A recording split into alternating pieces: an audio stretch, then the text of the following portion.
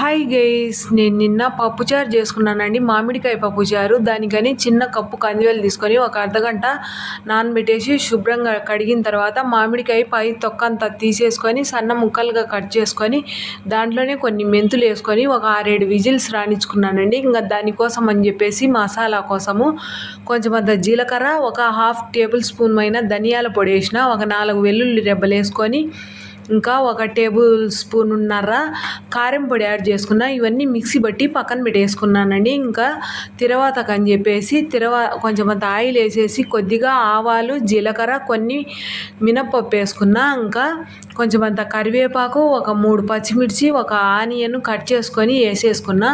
ఇంకా ఒక పెద్ద టమాటా కూడా కట్ చేసుకున్నానండి. కొంచెం మగ్గిన తర్వాత ఇంకా రుచికి సరిపడినంత అంతటికి ఇంకా సాల్ట్ వేసుకున్నానండి. సాల్ట్ వేసుకున్న తర్వాత ఇంకా దీంట్లో పసుపు యాడ్ చేసుకున్నా.